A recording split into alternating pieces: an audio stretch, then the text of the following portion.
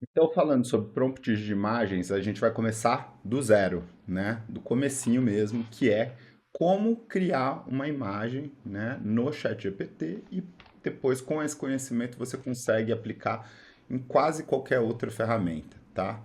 Então, vamos aqui para o ChatGPT, a tela, abrindo o ChatGPT, e eu vou explicar para vocês, então, já uma coisa bem legal e bem básica. Vou aumentar aqui a minha tela. Então vamos começar com uma coisa bem legal e bem básica, que é o seguinte, talvez você não saiba disso, né? Que é como solicitar a criação de imagem. Tem três jeitos, tá? Tem três jeitos. Então vou te explicar todas elas.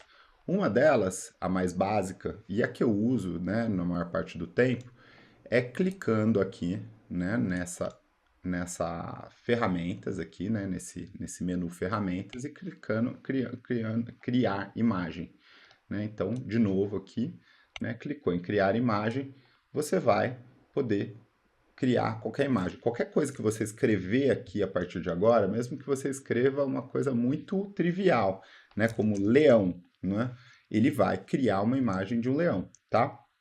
Claro que eu vou te ensinar como criar uma ótima imagem de um leão, mas se você quiser, você pode fazer assim.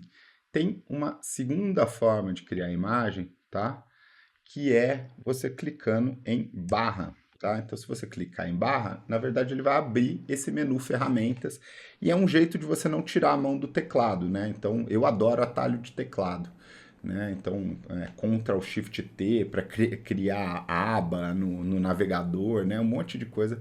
Eu uso muito atalho de teclado. Então, se você está aqui escrevendo e você não quer colocar a mão no mouse, clica na barra, escolhe aqui, ó, criar imagem com a setinha, dá um enter e pronto, né? Ele já vai estar aqui então no modo criação de imagem. E o último modo é o modo que eu não recomendo, mas eu vou te falar que também é possível, tá? Que é o seguinte: ao invés de você clicar em qualquer coisa, você vai escrever crie uma imagem, tá? E daí você vai continuar escrevendo, tá?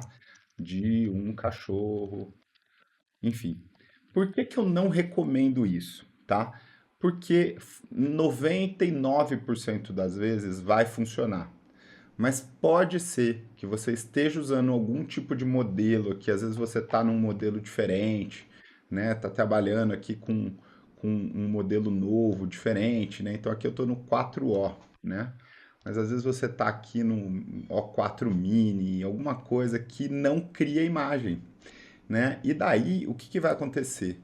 Você vai escrever um prompt maravilhoso e ele não vai criar uma imagem, porque o modelo não cria imagem, tá? Então, eu recomendo bastante os dois primeiros e não tanto o terceiro, tá? Por essa razão. Outra coisa importantíssima é a seguinte: agora, no meio de 2025, o melhor modelo é o 4O, tá? Então, 4O, o O significa Omni, né, de múltiplas funcionalidades. Então, o 4O é um modelo que foi criado pela OpenAI para criar imagem, tá? Então, inclusive, a OpenAI criou um website em que ela detalha tudo isso, onde eu também extraí informações para criar essas aulas. Então, o 4O é o melhor modelo. O modelo de reflexão, o A3, também cria imagens. E às vezes, se você precisar de alguma coisa mais elaborada, pode ser que o A3 até te faça melhor. Mas o 4O é o modelo mais versátil, mais rápido e mais pronto para criar imagens, tá certo? Então, eu normalmente, via de regra, uso o 4O para criar imagens, tá certo? Então, dito como criar, né, as três formas de criar imagem e o modelo que nós utilizaremos, a gente vai agora, então, para a forma como criar imagem, né? Então, como montar prompts de imagem efetivos e que vão te trazer um resultado diferente, diferenciado das imagens padrões que você tentou fazer até hoje. E basicamente, né, um pouco diferente, inclusive, né, se você já fez as aulas de prompt de texto, vocês vão notar que tem um racional diferente, tá? Então, ele não é tão, né? A gente fala lá de few shots, a gente fala lá de chain of thought. Aqui não tem nada disso, né? Na verdade, o prompt de imagens, ele tem mais a ver com componentes que especifiquem o máximo possível o que você está buscando. Então, quanto mais coisa você colocar no seu prompt, né, que detalhe o tipo de imagem que você quer, mais bem sucedido você vai ser na saída, na imagem gerada, tá? Então, às vezes, e isso é importante, né, dizer, às vezes você não sabe o que você quer e você não se importa tanto, você só quer um determinado resultado ali rápido e tudo. Porém, né, na maioria das vezes você quer algo mais específico, né? Você quer um, um desenho de um cachorro, né? Ou você quer uma imagem realista de um cachorro, ou você quer uma imagem de um cachorro no pôr do sol, num parque, enfim. Então, quanto mais você detalhar o tipo de imagem, pensando como um fotógrafo ou como um artista, como um designer, mais bem sucedido você vai ser, tá certo? Então, esses daqui são alguns dos pilares. E eu vou até abrir minha tela aqui para falar para vocês. São alguns dos pilares, tá? Não são todos. Aqui não é essa daqui não é uma lista exaustiva, tá? E eu vou apresentar uma ferramenta que eu criei com todo carinho para vocês nos próximos slides ali. E é importantíssimo vocês entenderem que essa ferramenta também não é exaustiva. Você pode colocar mais detalhes. Eu estou colocando aqui os principais, tá? Então, sendo eles tipo de imagem, então você vai falar o tipo de imagem, eu já vou explicar o que, que é, os estilos, o objeto principal, né? O objeto principal seria, de certa forma, o que a gente chama lá nos prompts de texto de objetivo, né? Do tema, né? Então não tem como, né? É essencial lá no Copper, por exemplo, no módulo Copper é o O, né? Que é o objetivo. Então não tem como você fazer, né? Pedir uma imagem sem um objeto principal, né? Senão vai sair alguma coisa, mas provavelmente não vai sair o que você quer. E todos os outros não são obrigatórios, né? Mas são importantes para você ter um bom resultado. Então, detalhes e resolução, iluminação, enfim, textura, local, fundo e tudo isso, tá? Enquadramento. Então, deixa eu explicar um pouco e dar alguns exemplos do que é isso, né? Então, aqui também, de novo, não é longe de ser exaustiva essa lista que é infinita, praticamente, né? Então, existem muitos tipos de imagem, existem muitos estilos de imagem, existem muitos objetos principais, né? Infinito praticamente, né? Os objetos principais. Então, aqui eu estou dando alguns exemplos. Vamos lá, então, tipos de imagem. Você pode pedir uma fotografia, você pode pedir uma ilustração 2D, né, que é um desenho. Você pode pedir um render 3D, ou seja, uma imagem em 3D. Você pode pedir uma pintura a óleo no estilo Van Gogh, você pode pedir uma aquarela, né? Você pode pedir uma pixel art, né, que é uma imagem pixelada naquele modelo digital dos anos 80. Você pode pedir, enfim, um volume imenso de coisas. Estilos, né? Você pode pedir um estilo cyberpunk, minimalista, surrealista, né? Estilo Salvador Dalí, noir, vintage, enfim, é infinito, né? Eu coloquei aqui alguns exemplos. Objeto principal, então, como eu disse, é talvez o ponto mais fundamental, né? Então, é uma pessoa, um animal, uma paisagem, um edifício, um gadget, enfim, né? Aqui talvez o número de substantivos que tenha no dicionário é o número de objetos principais que você pode pedir, né? Detalhes e resolução, então se é 4K, 8K, Ultra High Definition, você pode pedir inclusive, né, detalhes e resolução piores, no estilo de uma foto dos anos 20, 30, no estilo de uma foto dos anos 60, enfim, né? Você pode pedir vários tipos de iluminação. Luz é tudo numa imagem, né? Então, se você vai falar com um fotógrafo, se você vai fazer um curso de fotografia, tudo é sobre luz, né? Quando você tem boa luz, você tem uma boa foto. Quando você tem uma luz ruim, você não tem uma foto boa. Então, o tipo de iluminação é essencial. As texturas, a textura é uma coisa que a IA durante muito tempo ela não fez bem, ela não fazia bem.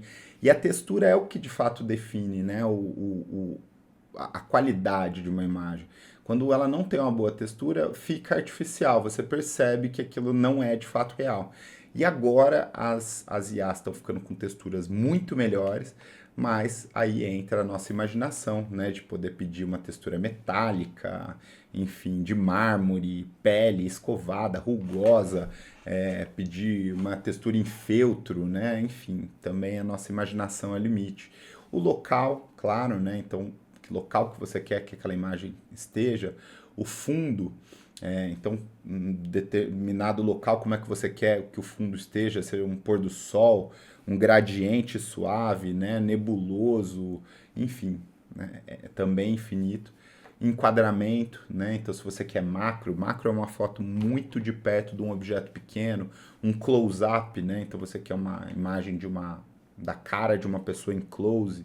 Você quer uma vista aérea, né? Uma grande angular em que você tem uma foto mais panorâmica, enfim. Então, também a nossa imaginação é o limite aqui, tá?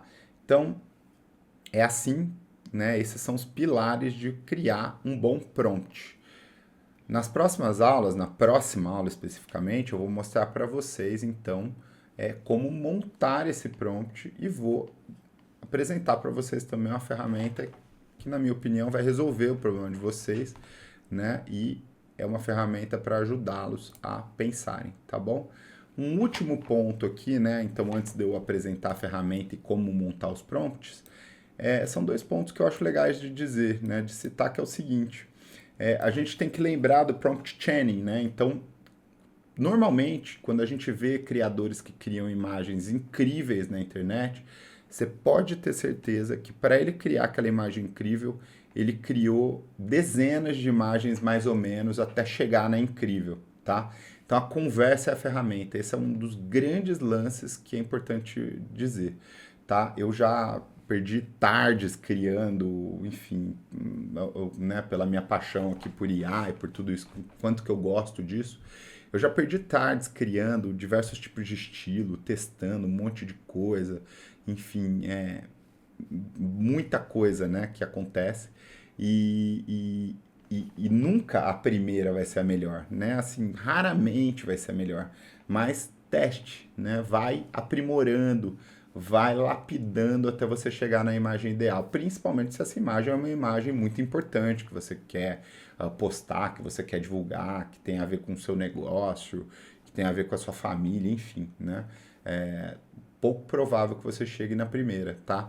É assim com vídeos também. Então, com vídeos, você pode ter certeza, o pessoal testa muito até sair o vídeo que eles querem, tá? Daí você assiste lá, né, a primeira vez no Instagram, você fala, ah, não, mas pô, o cara é um gênio.